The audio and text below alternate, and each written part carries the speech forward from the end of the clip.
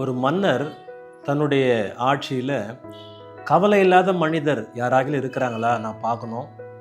ரெண்டாவது, ஒருவேளை அதிக கவலை பாரம் உள்ளவர் இருப்பார்களானால் அந்த கவலை பாரத்தை கொண்டு வந்து ஒரு குறிப்பிட்ட இடத்துல ஒரு மண்டபத்தில் வந்து அதை நீங்கள் ஒருவரை ஒருவர் எக்ஸ்சேஞ்ச் பண்ணிக்கலாம் அப்படின்னு சொல்லி ஒரு அறிவிப்பை சொல்லியிருந்தார்.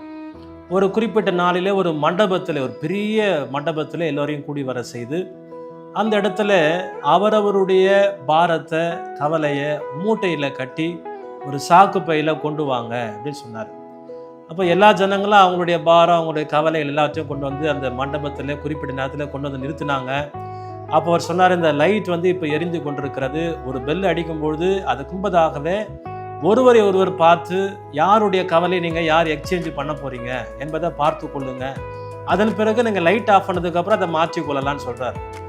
அப்போது லைட்டை ஆஃப் பண்ணிவிட்டு கொஞ்சம் நேரம் விட்டுட்டு மறுபடியும் லைட் ஆன் பண்ணுறாங்க.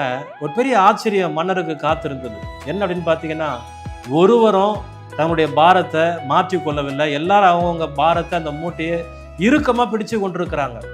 மன்னர் கேட்டார், ஏன் நீங்கள் எக்ஸ்சேஞ்ச் பண்ணிக்கலையா அப்படின்னு கேட்கும்போது, இல்லைங்க, எங்களுடைய பாரம், எங்களுடைய கஷ்டம் இதுவே எங்களுக்கு போதும், மற்றவர்களை பார்க்கும்பொழுது எங்களுடையதே எங்களுக்கு மேலாக தோணுது, எங்களுடைய பாரத்தை நாங்கள் ஈஸியாக ஹேண்டில் பண்ண முடியும் அப்படின்னு சொல்லிட்டாங்க. அங்கே ஒரே ஒரு ஆள் மாத்திரம் பார்த்தீங்கன்னா எந்த விதமான பை, எந்த விதமான மூட்டையும் இல்லாமல், பாரம் இல்லாமல் அப்படி சுற்றி கொண்டிருந்தார் நடந்து. அப்போ ராஜா கூப்பிட்டு கேட்டார், அப்பா உனக்கு எதுவும் கஷ்டம் பாரம் எதுவுமே இல்லையா என்னுடைய ஆட்சி இல்லைன்னு கேட்கும்போது, அப்போ அவர் சொன்னாராம், இல்லையா என்னுடைய பாரம்லாம் வந்துட்டு பின்னாடி லாரியில் வந்துட்டு இருக்குது அப்படின்னு சொல்லிட்டு அந்த மனுஷன் சொன்னாராம்.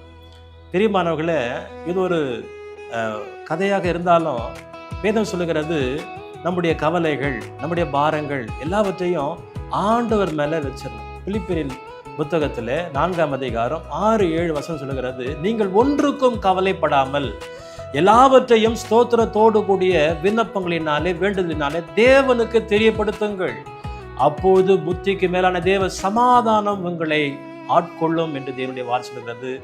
வார்த்தையின்படியே நம்மை அர்ப்பணிப்போம். கர்த்தர் நம்மை ஆசீர்வதிப்பார். God bless you.